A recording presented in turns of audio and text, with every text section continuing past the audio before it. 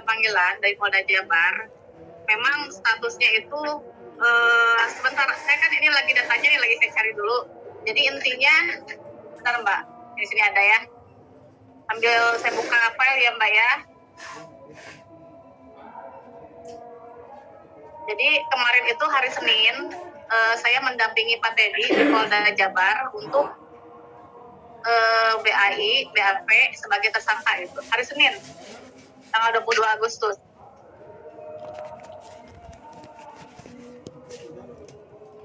Itu berjalan, maksudnya kan Pak Teddy-nya sendiri kan panggilannya udah berjalan berapa lama sih Bu di dalam sendiri?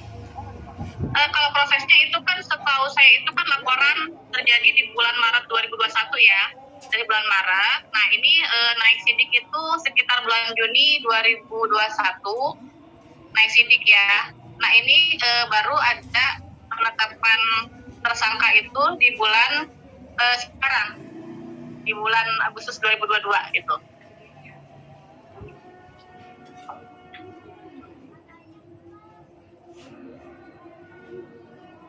Nanti saya sambil ini juga ya Mbak ya, sambil ini berkas ya. Soalnya ini saya ini lagi print surat panggilannya. Jadi di panggilan itu, jadi dulu kan ketika LP itu kan terkait 2 objek ya, terkait uang 5 miliar dan mobil Kijang Innova. Akan tetapi di surat panggilan kemarin itu, Teddy naik sebagai tersangka hanya terkait mobil Kijang Innova senilai 120 juta. Itu Mbak, yang kemarin di posisi Pak Teddy sebagai tersangka itu karena dugaan penggelapan satu buah mobil Kijang Innova dengan harga kurang lebih 120 juta, di mana pada saat penjualan tanpa izin dari Rizky Febian. Itu Mbak. Kak, maaf, ini terkait dengan aset penggelapan 12 aset bukan Kak?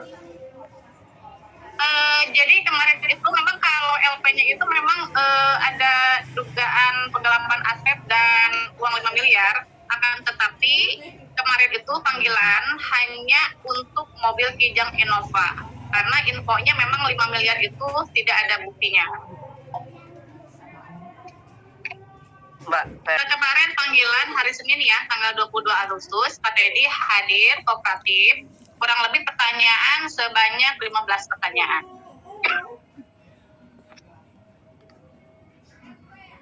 Kan info ya dari penyidik kemarin kalau kos-kosan sampai saat ini belum ada buktinya, tidak terbukti kos-kosan.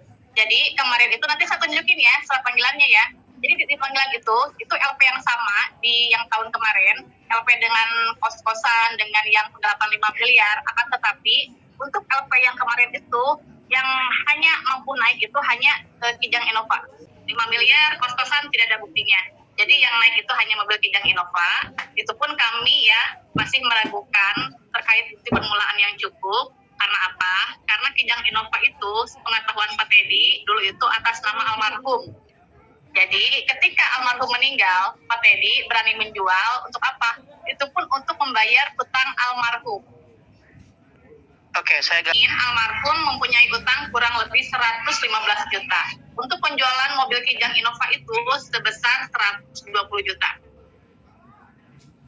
Oke Mbak. Ketika itu dibuat sebelum meninggal ya, itu ada wasiat. Tapi almarhum tidak ada wasiat sama sekali ketika meninggal. Mobil tidak ada. Jadi gini Mbak, gini Mas. Jadi kalau misalkan kita lari kepada kompilasi hukum Islam, itu adalah kewajiban dari ahli waris semua terhadap pewaris yang meninggal dunia. Jadi apa itu kewajibannya? Sebelum ada pembagian warisan, kewajiban dari ahli waris yang lain satu, melakukan penguburan, melakukan kalau misalkan biasa budaya lah tahlilan gitu kan. Nah, yang ketiga itu nanti itu utang-utang dari almarhum itu harus segera dilunasi gitu kan. Nah, keempat, ketika ada sisanya, itulah yang menjadi warisan gitu kan. Nah, di sini Pak Teddy berdasarkan informasinya kepada kami selaku kuasa hukum, jadi peninggalan almarhum itu beliau jual untuk membayar utang gitu. Oke. Posisi Pak Teddy itu sebagai ahli waris, itu kita tidak bisa istilahnya menentang ya, itu adalah undang-undang yang menyebutnya. Jadi ketika seorang pewaris, apalagi itu istri atau suami meninggal dunia, maka mereka itu meninggalkan ahli waris, yaitu suami atau istri yang hidup lebih terlama, anak-anak, dan orang tua, gitu kan. Itu termasuk dari ahli waris golongan pertama. Itu berdasarkan kompilasi hukum Islam dan undang-undang perkawinan. Gitu. Jadi, Betul. saya garis ini bukan cerai hidup ya. Ini kita perlu garis bawahi. Pak Teddy di sini dengan almarhum bukan cerai hidup, akan tetapi cerai mati. Ketika cerai mati, otomatis almarhum meninggalkan ahli waris. Dan itu termasuk Pak Teddy sebagai ahli waris dan Dede Bintang, gitu kan. Gitu. Beda halnya dengan cerai hidup. Kalau cerai hidup, ketika masing-masing pasangan mempunyai harta bersama, ketika cerai hidup, hartanya atau asetnya kembali kepada kepemilikan masing-masing, gitu. Tapi perlu digarisbawahi, sebelum yang namanya ditentukan ahli waris, sebelum ditentukan mana bagian warisannya, terlebih dahulu kewajiban dari seluruh ahli waris untuk melakukan penguburan, tahlilan, termasuk melunasi utang piutang dari almarhum ketika masih hidup. Itu adalah kewajiban yang utama dari seluruh ahli waris. Gitu.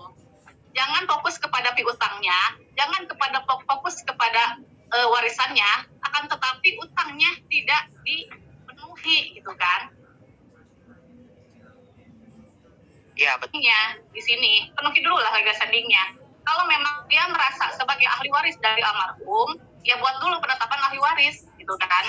Penetapan dulu dibuat di pengadilan agama, penetapan dulu siapa ahli waris dari almarhum dan harta warisannya apa saja, gitu kan. Jangan istilahnya tiba-tiba langsung melaporkan penggelapan, itu kan legal standingnya juga belum jelas, gitu kan. Harusnya sebelum mengajukan LP atau gugatan, dibuat dulu lah penetapan ahli warisnya, gitu. Nah, sampai sekarang belum ada penetapan ahli waris dari pengadilan agama.